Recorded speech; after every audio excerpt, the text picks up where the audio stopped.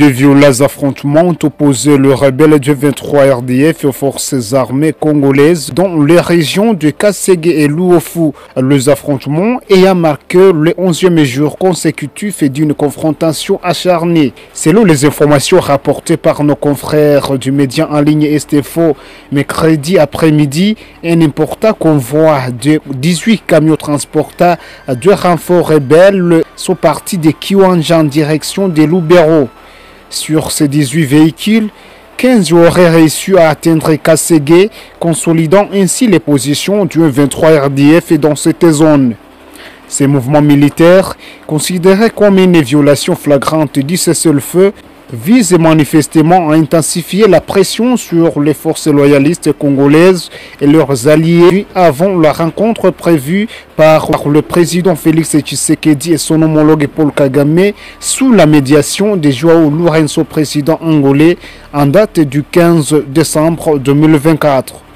Parallèlement, les combats intenses ont également été signalés dans la localité voisine de Luofu tout au long de la journée d'hier mercredi. C'est toujours dans la région de Lubero Sud et au Nord Kivu. Selon des sources locales, ces affrontements se sont poursuivis en cette journée du jeudi 12 décembre, témoignant de la complexité et de l'ampleur des opérations militaires dans la région. Selon le lieutenant Mbui Kalonji, porte-parole des opérations militaires Front Nord, les FARDC ont réussi à libérer Matembe, mais également déloger les rebelles du 23 dans les villages de Katwa, Kimaka, lors des derniers affrontements. Il a dit, je cite, « Après 24 heures d'attaques intenses, toutes les mesures de défense ont été activées pour repousser l'ennemi. Ces succès témoignent de la détermination et de l'engagement de nos troupes, a-t-il affirmé. L'intensification des combats dans les Lubero aggrave la situation humanitaire déjà précaire dans cette partie du Nord Kivu. Des milliers de civils ont été contraints de fuir des villages exposés aux violences et à l'insécurité. Les acteurs humanitaires ont la peine d'accéder à ces zones touchées, tandis que les déplacés des guerres continuent d'affluer vers les cas déjà saturés. José Bonvagato depuis Nord Kivu. Arrivé à John Biden na Angola, ou bien si je peux même dire en Afrique Mobimba, c'est tout un message, c'est tout un mystère. Et surtout, ça doit être un message interpellatif dans le peuple congolais. Tobe telango maboko mbangu mbangu te parce que tozalaka bato ba sentiment. Tobengana yango pe mbangu mbangu te po tozalaka bato moins intelligent. Le contraire, to tia mutu ensemble, qu'on réfléchisse c'est quoi au juste et comment s'y mettre. Pour nani nga mama José na lobi likambwana.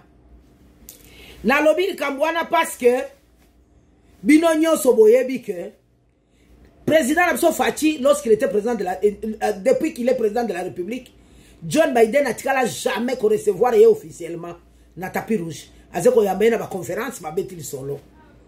Mais 50 jours avant qu'il libéra mbangu na Afrique aye ko négocier na Tanzanie, Zambie, République démocratique du Congo, na Angola. Babengi si Fachi akeye kuna basololi. Bino nyonso boyebi yango, n'est-ce pas? Oh balingi basala soki rai soki nini, train moko banda ko bima, lo alaba yeye, memi soki matière nini, tout ça biso nyonso toyebi yango, n'est-ce pas? Maintenant, ce n'est pas ça mon problème. Mon problème c'est quoi? C'est vous avertir. Bino bato maele muke. Awa nazali ko senga na congolais moko intelligent ayo canalise na ngai tina suka. Congolais zo bakoya wate parce que yo tozana besoin na yo te oko comprendre loko moko te yo musala loka ko finga pe ko zala sous pouvoir ya ba autorité morale mutatete ezamuke. Yango na lobi boye na bengi ba congolais intelligent boyo kangai na ba oyo pe baza capable ko yoka ba yoka ba analyse na nga oyo. Biso nyonso toyebi ke les États-Unis balingaka biso te. Batikala jamais depuis kasavu buti lelo balinga biso te ba exploiter kande biso bazande na besoin balinga ande ba matière na biso na ba opportunité ozali na Congo ba potentialité za na Congo nde bango balinga biso te. Ils sont jaloux de ce que nous sommes. Siko awa ndenge na zeko loba na yo, je pense que oyebi très bien que l'homme de confiance il y a ba américain c'était Kagame na lobi c'était parce que maintenant il ne l'est plus. L'homme de confiance il y a américain c'était Kagame. Avec Kagame on pouvait manipuler tout ce qu'ils veulent en Afrique. Maintenant andenge tozolo banayo babotoli confiance na Kagame. Mais comment est-ce que le mode d'opération à Kagame Zakini créer la guerre dans les pays frontaliers? Ceux qui basaient pour viser Congo, ils créaient la guerre à l'est avec les M23, les RCD, tout ce que vous voyez dans la guerre. Et là, à Kamati ma place, on a bandi ko pied minéré na biso, et zo qui n'a pas bossé naïe. Mais avantage moko, nous les ressortissants de l'est, tout ça qui va mouvement résistance et belé, ba mai mai, ba wazalendo. La population n'était pas d'accord avec Kagame. Des avantages na biso, mais le mot que c'est katana atana ko katana. Ça vous le savez. Maintenant il a comme balé ko bloquer bango ezanine, ezali Fachi. Olingo lingate Fachi a outi ko gagner Paris moko munene makasi. Tous les présidents prédécesseurs de Fachi, je ne dis pas qu'ils ont échoué, mais likambo ko affronter Kagame boye devant tout le monde, ils n'avaient pas encore fait ça. Et à Moutou affronté, c'est Fachi. À lobby, tout au devant les Nations Unies, c'est Kagame ou Yazali Konyon collaboration au Congo. Qui comme Ngai, maman José Nabino, n'a moussou soit comprendre que depuis Fachi, la menace c'est déjà na niveau il y a Nations Unies que Kagame agresse, ba Américain ba bande ko bimsa maboko na bango malembe. Ti to moni Kagame ba bande ko sala ki camarade na président Congo Brazza. Soit abanoko lingaba après il bati ande président Congo Brazza, mais ça n'a pas tenu. Bate ki mabele ba Congolais Brazzaville pe mabele na bisote et kangamaki. Ah ne tozolo banabino, masolo est changé. C'est le président ya Angola nde a commis l'homme de confiance des Américains. Ah on na so solo na yo. Kagame déjà a commis na soka, a commis na fin.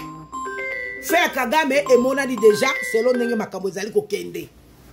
Yangwana na sengi na yo fongola mayele na yo ekosunga yo makasi ekosunga dans quel sens? Est-ce que okanisi que président ya Angola kozala homme de confiance ya américain eza na avantage na biso ba congolais? Qu'est-ce qui te dit que akosala le même mode opératoire tena Kagame? Yako banda ba guerre a créé nanu ba guerre si manoko peut déstabiliser biso kaka pour que facilement ba contre na Kinshasa.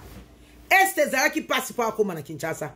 Mais Angola na Kinshasa ba quelques kilomètres Est-ce qu'il y aura encore des Wazalendo au Congo Brazza, au Congo central? Est-ce qu'ici à Kinshasa il y aura des Wazalendo? Ba mouvement, il y a résistance au bakondima pour résister contre tout ce qui peut venir à partir de Angola. Congolais benda mayele na yo.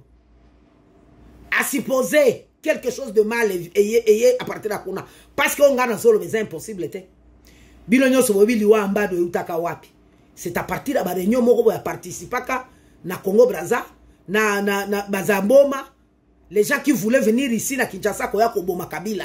Kosala Kabila mabe et Kabila lorsqu'il était averti, vous savez la suite.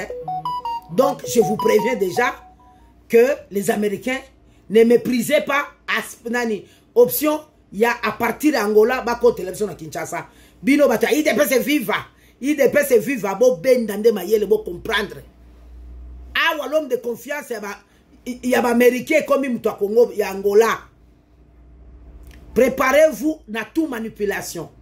Il suffit bon ça la quelque chose c'est peut-être américain l'Angola et kobaluke la bino. Préparez-vous à ça. Tout comme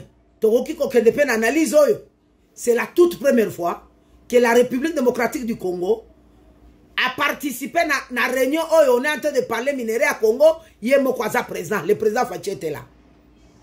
Hier, c'était quand on parle des minerais du Congo, Kagame, on le faisait passer des premiers pays producteurs à coltan.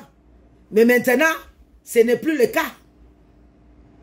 Maintenant, on commence à parler minerai à Congo. Fachi et Moko pe na réunion. Nzamba koyo kelapso pe mawa. To senga ki balebele politique a gagné ta musu se ko le kaliboso. Mais moi je mets ça en parenthèse. Pour nini, ils n'ont pas passé directement par Fachi et Moko sans passer par le président angolais. Yangwana na côte ici déjà ba doute. Na côte ici déjà ba mépris. Est-ce que moi na mayele Moko zola nanga? Est-ce que ba congolais mayele bozola nanga? Yangwana na eko suki sa message nangai. Na lobby boy, président Fachi. Awa ezali susu likambo ba sentimate. L'Amérique est comme une zolo ya Kinshasa, ya capitale. Congo Brazzaville ba hypocrisie na ye oyebi yo moko. Maintenant, qu'est-ce qu'il faut faire? Urgemment, on crée un comité de suivi. Yaba makamuna bino yo, yaba rayo balingi ba sala wana. Nommer un coordinateur na suite ne nyos. Ba fandi sa ba sala ba étude na ba analyse nyos ya makambo wana faisabilité biloko wana. Pas passe pour la volonté des Américains et pour l'intérêt des Américains, mais maintenant par rapport à la réalité congolaise et la volonté des Congolais, bon opposé na oya américain et bon ça la sikoyo, bon que dans ça ce qu'on plaidoyer, il y a gagnant oyo lobaka chaque jour. Est-ce que boyo kinga? Je pense que vous m'avez compris. Qu'on nomme un coordinateur, il y a suivi, il y a makamboana baraywana, oyo projet américain. Avec tout un comité, comme on a ça, étude, analyse. Bon, quand tu as déjà les projets existants, bon, refaire les études selon les réalités congolaises et la volonté et l'intérêt de la République démocratique du Congo et aller proposer, faire un plaidoyer auprès des Américains parce que le projet est à bango, volonté na bango des alliés. Oye maintenant quoi affronter volonté na yo. Ezali kamba kotia cousin te na comité oyo. Ezali kamba kotia te ndeko mwana etute. Ezali kamba IDPS viva te. Ezali kamba ba expert nde botia bango wana na commission wana. Des gens qui sont bazala ba expérience na ba CRGL ba sala ba biloko wana. Bato bazala ba expérience ba chef de fer ba SNCC. Ezali kamba ba cousin te, ya ba concubine te. Ezali kamba sérieux. Bato wana Baba ndako sala kaba étude avant que vos simba touche. Président Fachi, oyo kamwana na pesi yo na pesi cadeau na san. Contrairement à ça, bon banda déjà ko fandi sa bazalendo na Kinshasa. Bon fandi sa bazalendo na Nord Kivu na Congo central. Bazala déjà éveillé. S'il y a un mouvement suspect, ba défendre Mboka. Ngala lobby, bolo bana loba kite. Ça, c'est ma contribution. Un jour, beaucoup comprennent Kangaï.